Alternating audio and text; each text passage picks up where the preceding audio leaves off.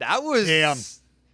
I'm going to go 75 because Why? Because it didn't have the thunder, but that's barrel. You know the what I mean? velocity was top notch. Yeah. I'll agree with 75. Okay. Yeah, you want like that oomph to it. There was a little, like it was a little flat, but because he's also a guy you light a fire, motivator. Right. We'll get an 80 next year. Right. I promise you. Stephen Vogt, Arizona Diamondbacks. Is it weird? Like, how long does it take you to? It's almost like the new year when you're writing checks or whatever, and you always you write 2019. How long does it take you to be like, all right, new team, all right, new team? How long does it take you to get used to Arizona Diamondbacks? You're on 5 teams now. Yeah, it takes a while. Fortunately, I signed back before Thanksgiving. Right, so you've had some time. Yeah, so Santa brought Diamondback stuff. Okay. So that was where, once Santa brought the Diamondback stuff, it really started to lock in for the family.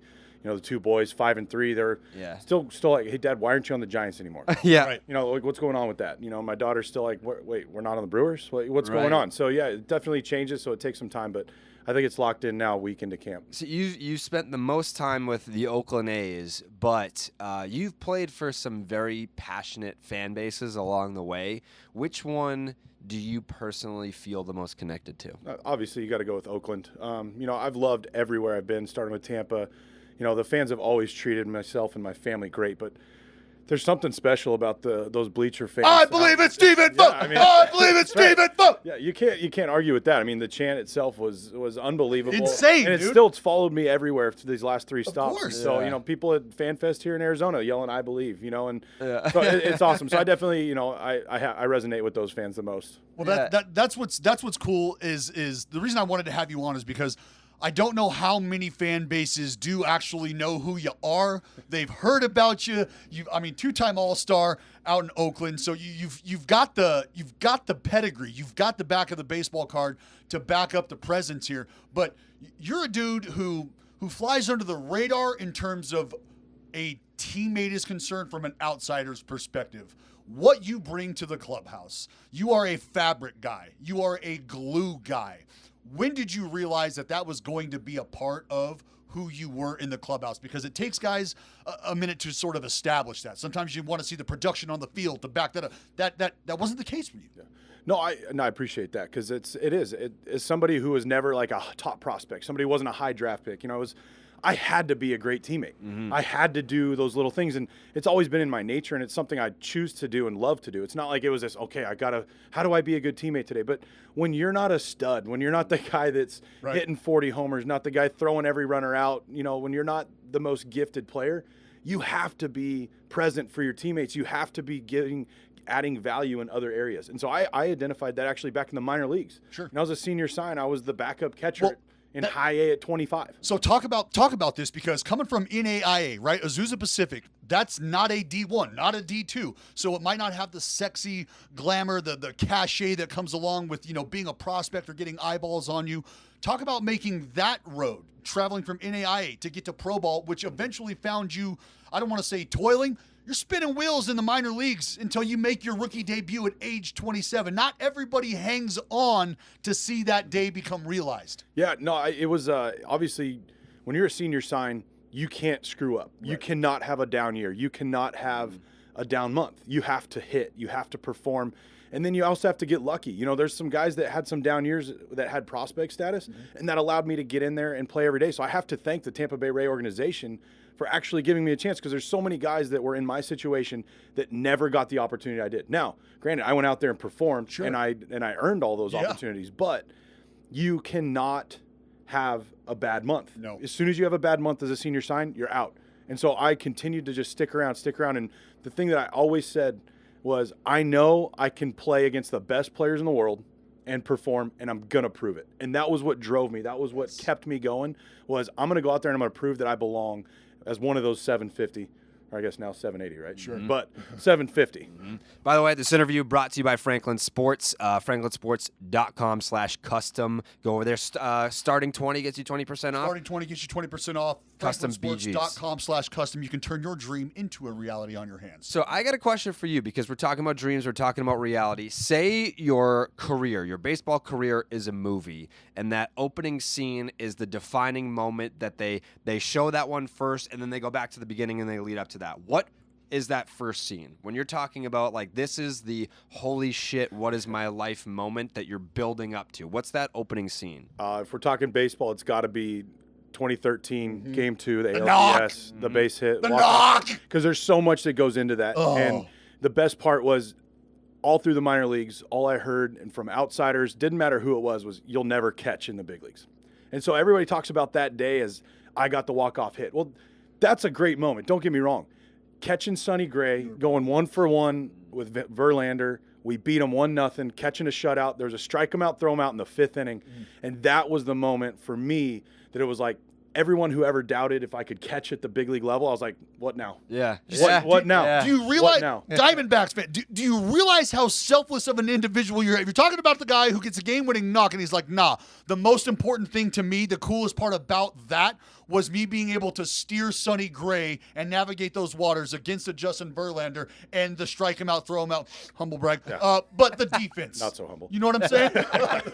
So I saw the look on your face coming out. You put a huge smile on my face, man. I'm always happy to see you. I asked you how you're feeling because I obviously am now talking to you because I can't wipe my own ass with my left arm without tearing something. You understand how that can feel. You were very close to not being able to put on this uniform again in this fashion and go out and play the game we love. What was it like trying to battle that, clearing those hurdles to get yourself back to where you are today? I mean, obviously it was tough. I mean, I've had, 4 major surgeries, but 2 shoulder surgeries. And this last one, in Milwaukee in 2018, it was really hard because, obviously you don't know. You're 33 years old, you already had some throwing issues, and now all of a sudden your shoulder goes and you're having another surgery. And you see the writing on the wall. I'm not dumb. I've paid attention my whole career. I know what this means. And so it was great because that group, that team in 2018, the Brewers, I mean, you guys saw it. It was a special team. You got Christian Yelich, who's become one of my good buddies, go off on an MVP year, 1 game away from the World Series. Those guys, I don't think they realize how much they helped me get back without even knowing it. Sure. Because that motivation of being present for those guys, they allowed me to stay with the team. I traveled. I went on the road, adding value where I could and talking to guys in between starts, in between innings, in between at bats. But really for me, that kept me motivated to do my rehab. That kept me moving because I'm like, man, I want to get back to this. I'm hungry I want to be a part of this. And so I worked hard, and that winter was tough. I'm rehabbing, and I had to throw for teams on January 31st of 2019, and all I can do is play catch out to 150, and I'm heave-hoing it just to prove like, hey guys, I'm close. I'm close. I got it. I promise you, it'll be there. It'll be there in February. And fortunately, Farhan and Vogt, those guys gave me an opportunity last year in San Fran, and get to work with a guy like Buster and learn from him, and just what's it like working with that big ass Melon Boch? I mean, we love some Boch out in the Bay Area, absolutely. But to be able to work with him day in, day out, obviously the pedigree behind the dish, he's able to kind of drop some knowledge on you as well. The thing that blew my mind with Boch is he was always like 3 steps ahead. Always. So for me, I want to manage one day, and so when I'm not playing, I'm managing the game. Right, it helps me stay ready to pinch hit, helps me ready. I get reps basically, and all of a sudden here I am, and I'm like, okay, I do it, and I'm like, what? Oh, I didn't even think of, and so you just watch this guy's mind work, and completely different perspective. he sees the game way ahead of anyone else, and he pulls the right strings. I've never seen anyone manage a bullpen the way that guy did. And our bullpen, we used a lot of guys last year in San Fran, and a lot of guys had to pitch out of their comfort zone. He seemed to find the perfect spot to bring these guys in, and it was just fun to watch that happen. That's a genius at work. What were your conversations like with Mike Hazen? Oh, they were great. Yeah. I mean, this group, Torrey and Hayes, they want to win, and they want to win bad. And that was the dialogue during my free agency. That was the dialogue once I signed. That was the dialogue over the winter. And when I got here, it was like, it's time. Now it's time to win. Yep. We want to win. Now it's time. And these guys are passionate. They love some Arizona Diamondbacks. They love this roster. They love these guys. But the thing they love more than anything right now that's win. It's time to win. Yeah. Is there an early feel? I know it's still very, very, very early in camp. Guys are still, I don't want to say rolling in, but guys are still kind of getting their feet underneath them. But it's full squad. We're ready to crank here. We've got live ABs going. Do you feel like there is a personality that is starting to develop? Do you feel like there are characteristics that are starting to permeate throughout the clubhouse that'll give you a really good sense of what this group is looking to do moving forward? Oh, yeah. the focus, I've been in a lot of camps, and I've been in some camps with some expectations before. Nothing like this. And it's not these expectations of, we need to name. No, it's, hey, boys, let's go get our work in today. It's very, like, I hear so many guys more than any other camp I've been in, hey, how'd you feel today when you were throwing? From a position player to a pitcher. Those guys don't even talk. Right. You can go a full year without saying hi to a position player as a pitcher, Right. or vice versa.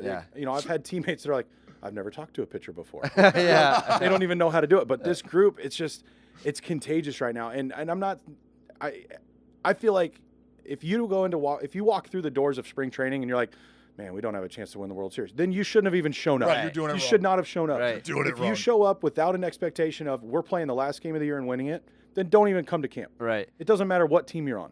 But this team, it's nobody's even talking about it. It's just understood Yeah. that our goal is to win the World Series. Yeah, which is an awesome feeling. So when you signed with the Arizona Diamondbacks, who was the first guy you thought of, like, can't wait to be teammates with that guy? Ooh, that's a tough one. I mean, honestly, it's Carson Kelly. Okay. I played against him when he was a rookie with St. Louis, backing up Yachty. Yeah. And I remember, I'm like, dude, this That's a tough road. kid's 22 years old right now Yeah. in a backup role because he's that good. Right. And, I remember telling him when we were playing against him, like, hey, man, you're going to get your shot. Stick with it. And then here last year, in his first full season, look what he did.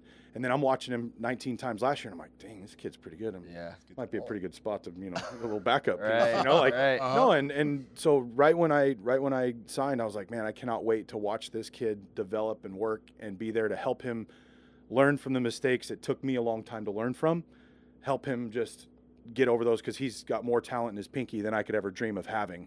And so I can't wait to work with him. So for your entire career, who's the one pitcher that you synced with where it's just like, I don't even really need to have a whole conversation before a start? I got to go with Sonny Gray. Yeah. I mean, he's one of the toughest guys I've ever had to catch and one of the best guys I've ever had to catch. And, it wasn't always pretty. It was one of those relationships where it's like, we love each other. Yep. May not always like each other, but we love each other. And to me, that's the pitcher-catcher relationship. You're not always going to get along. He's going to be mad at you. You're going to be mad at him. I'm going to screw up. He's going to screw up. But it's one of those just You still keep in understanding. touch? Oh, yeah. I mean, Like, did you kind of like, did he seek you out for advice when he was struggling in New York? a little, not really. I probably gave him some unsolicited advice. That, Yeah. He probably was like, threw his phone across the room Right, or whatever. right. But, Shut up. but no, he's, that was tough. That was tough. That was a tough phase of his life and his career. And there's a lot of stuff going on there. But, I'm so happy for him. We got to meet up. It was great. So another good buddy of mine, Dan Otero from Oakland, Yes. who's now with the Yankees. Sorry. But He, the three of us just happened last year. Cleveland, Cincy, and San Fran happened to have an off day in San Fran. Oh, wow. So the three of us boys got a that's chance. pretty cool. Awesome. So we had a chance to go grab a dinner Little round and hang table. out, and it was one of the best nights. And we were just kind of reminiscing and catching up. And like that, to me, that's what the baseball family's about, right there. yeah. It's we all go in our different directions. And as you know, like when you're playing with a teammate, you're like this every day. For 6, 8 months, you're like this, and you're like, oh, texting every day, going back and forth, and then 4 months of beep, silence. Yep. And that's the beauty of it. Right. And then you pick right back up, and we're there. And so to see Sonny doing what he's doing in Cincy, I'm not surprised, and I couldn't be happier for him and his family. Yeah. Know you're busy. You got some stuff to do. We got a few more questions. You talk about being the backstop. Talk about wanting to catch in those moments, prove everybody wrong who said it wasn't ever going to happen. Who was somebody that you looked up to as a youngster or an amateur that instilled that motivation in you? Man, one of my favorite players, and he's somebody that no one ever talks about, but I was a big Giants fan growing up. Like you couldn't, like Will Clark, Barry. Manwaring? He was definitely one of my favorite catchers, Kurt Manwaring. I still do a little move, like when they throw a good pitch and I show the glove. That's a Kurt Manwaring. That's a Kurt Manwaring, and then you throw it back. But the one player that I loved is Marvin Bernard. Yes. So this is an NAIA guy. Yeah. Lewis and Clark State. I remember that in the program. Go out there. He would play left field on Bonds' Show off tape, by days. the way. Show Show tape. tape. Show forearms. Show forearms. Good glisten in the sun. But that was a guy to me. He's kind of a shorter guy, but man, he had some power. He could play. He could run. He played some defense, and I just remember he stuck out to me as like, yeah. Yeah. Yes, that's my guy, right? I yeah. love that. So that was one of my favorite guys. So we're getting dinner with him tonight, Christian Yelich. I'm assuming that's going to be the answer to this question, but if there's someone else, feel free to mix them in too. A guy that over a single season, you're in the dugout, he's a teammate of yours, but when you're watching him up at bat, like you're just along for the ride. Like it's like what a season to watch. I mean, Yelich that's the answer. Yep. But I'm going to give you my number 2. The second one. Because that year Yelly had, and especially that second half. It was ridiculous. It was Bonds. I mean, it was Bonds. It was Bonds. And it was like we were hugging in the dugout. Whenever, it was like, yeah. Oh, look what we're getting to watch right now. And this is our guy. Every day. Every day. Front row. But no, so that was it. But a very close second was 2014 Josh Donaldson. Okay. Yeah. Okay. So this guy down the stretch, we were awful. Like we were the best team in baseball for the first half. Yeah. Then the trade deadline, and then we just. Yeah. But this guy was like, hey, boys, we're going to limp in, and I'm doing it. Yeah. And it was every time he came up in the ninth, never forget, he hit a walk-off home run. I think it was against the Phillies, and he flashed that freaking shit-eating grin at us. And that moment, I'm just like, this is a dude. Yeah. Like, he was like, I got you, boys. It's all good. Can I ask you about that season, too? Because the Yoenis Cespedes trade happens. You get Lester in there. But, like, as a position player, you kind of like, what are we doing here? Like, why do we just do that? Like, why do we just, like, decimate the middle of our order? Yeah, that was definitely an interesting move for us because obviously you're getting a guy like John Lester. You're like, dude, yeah, we got our guy. For that we got our one guy. game. This is awesome. We've got our guy that's going to take us. He's got World Series and, but it was a hit to our lineup because you take Cespe out.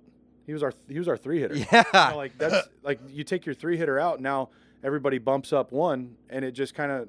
And then we had some other injuries, so it wasn't just that one move. We had some other injuries that happened that depleted our lineup. But it was kind of like man, like that was take a load of responsibility. Yeah, as like well. all right, and here you go. All right, step it up. And then we all tried to do a little bit more than we needed to. Yeah, right? Like here I am. That was my second year with the A's, and so I was a rookie still, and I was hitting 6th, and now I'm the 5 guy. Yeah. Now I'm big Now responsibility. I'm hitting behind JD. Right. Instead of I was hitting behind JD, but it was a couple guys back. Right. So, that was tough, and we all tried to do a little bit too much. And looking back, it's like, man, I wish I would have had the foresight I have now to just look in the mirror and be like, just go be you. Yeah. Just go be you, because at the end of the day, that move was a move to help us win a World Series. Sure. But we viewed it as, crap, I got to do more. Right. Instead of viewing it as, all right, we got our guy. we got our guy. Let's go do it. Yeah. And so that was the toughest part. You mentioned wanting to be a manager after your playing days are over. Which active manager do you see yourself the most in? Oh, well, I've played for some great managers. Joe Madden, Bob Melvin, Craig Counsell, Bruce Bochy, and now Torrey Lavelle. I mean, I feel like I've hit the jackpot as far as people to watch. They all have their own styles. And I'd like to say I have my own, but then I kind of take a little bit of everybody. If there's one trait that I would love to have more than anything, and I don't know if I have it in me, that's Bob Melvin's consistency. Bomel Will always be a special person to me. We still remain in contact. We're very close still, and he's one of my favorite people in baseball, and I'm thankful that I got an opportunity to play for him because he is the same every single day, whether we've lost 10 in a row, won 10 in a row. He's stoic. I'm not going to be that stoic. No chance. No chance. You're gonna wear it on the sleeve. A little bit. I always tell my wife, like, our 5-year-old boy is like, he's 0 to 100, cry, happy, sad. And I'm like, where does he get this? Yeah. Really? She's Where? like, have you looked in the mirror lately? Yeah. I'm like, yeah, the whole world knows when I'm having a bad day. Right. It's like, no, but Bob, I would love nothing more than to be anything close to what Bob Melvin is to that team. That's a good pick. I've always said that was my single biggest regret in my major league career was not being able to just fight back hard enough and just let me throw one pitch for Bob Melvin. Yeah. Let me throw one competitive pitch for that dude, because he did. The minute he walked in to that clubhouse halfway through the season, things changed, and you see the foundation he's laid since he showed up there. It's not. I mean, it's no surprise that whether you see young guys, veterans, it's not easy when you're in a place like Oakland. Like, that was one of the hardest parts. Is it's like, all right, we're going to have new guys in trades. We're going to get. This is the way their business works, and it works. I mean, look at the success that place has had. For sure. But it's turnover, and the only way you can make that work is when your skipper is consistent. Yep. And it doesn't matter. I'll never forget. I walked in day one, and I didn't know what to expect because here I am. I'm 0 for 25 in the big leagues. And I'm like, here's this 28-year-old catcher we picked up off waivers. And I walk in and I'm hitting 8th, starting catcher, and I'm like, I'm playing. Right? But it was never even. He said, "Hey, welcome. We're excited to have you. Can't wait to watch you catch." And I'm like, me? Like, you want to watch me catch? Do you know who I am? Have you seen me catch? Like, no. And so for that reason, and many others, Bob's will always be one of my favorite people. Should we ask? Got to. Yeah, have to. Go ahead. If you could go back, No. What? No. the stand-in. The Uber. Oh, I didn't think he. I phone was on you? looking. He didn't have his phone. Oh, you don't have your phone on you? Oh. Oh, never doesn't- mind. Yeah, see, Oh. we like to play a little game called Rate Your Rider. That's how we figure out just how much of a sociopath the individual sitting between us is. Yeah. Because Okay. based on your a good way to gauge. ride-sharing rating, Yeah. this is how you treat other people when nobody's looking. Huh. Yeah. So that's just, maybe take I'm that gonna upon say us. I'm gonna say I'm like a 4.8 something. Yeah. 4.8 something. Yeah, I you're gonna said have 4.85. you're gonna have like cutoff. 2 rides where you probably said something that you shouldn't have. Maybe someone else in the car said something they should. I'll blame Right. someone else. Okay. Right. But you can't control your other passengers. And That's fair. whenever something like that does happen, I'm not afraid to be like, hey, this is mine. Yeah. My Uber, my rating. Yeah. I'm not afraid to throw that out. I don't think we've had a catcher before. I'd be honored. No. Yeah. So then I'll ask this question. You can get behind the dish to catch 9 innings of any pitcher in baseball history. Who you calling a game for? Who you trying to frame those Who you pitches dancing for? with? Yeah. Man, that's tough. That's a really tough question because, man, what would have been fun for me? Like, and I mean this. I'm just top of my head. Dave Dravecki. So Okay. he's a good family friend. Okay. His brother was my roommate in college, and just that comeback game after he had cancer and oh my gosh, like Yeah. that would have been incredible to catch someone like that. Obviously Giants and family friend, but that would have been pretty special to be able to catch somebody like that. Love that. If you could go back in time, say you jump in a hot tub time machine, all the way back in time, any moment in baseball history, you can be there and bear witness to, right there in the moment as it happens. What moment and why? Gosh, you guys ask good questions. I think it would have been cool to be there when Hank Aaron broke the home run record. I got to see Bonds do it, and that was like, especially as a Giant. I mean, it was just like, Yeah. this is. I can't believe what I'm watching. We're right Barry now. friendly podcast. Yeah, we love Barry. No, Very Barry I'm. friendly. We can get into that later, but that's to me, Barry. But to watch Hank Aaron and just the social stuff that was going on with it. Yes. I think it would have been really cool just to be a bystander, to hear the different opinions going on. Right. So Sure. That's a very cerebral thought. yeah, and just like obviously the moment that this untouchable record that no one will ever break, that no one's ever going to get, and then here it is, it's about to happen. Yeah. And you make your way to Atlanta because I got to be there. But I think that would have been a really cool moment just to witness. I mean, I love home runs, so Yeah. Home runs are awesome. they're awesome. Yeah. Love that. Stephen Vogt, thank you so much for taking the time. This was really fun. I think that the listeners are going to find that if they didn't already know, which most baseball fans do, you're a very easy guy to root for. So best of luck this Appreciate season. that very Yeah, much. we didn't even get to the ref stuff. This guy's got a hell of a personality, folks. In due time. It's early. You can run it back. Thanks, Boner.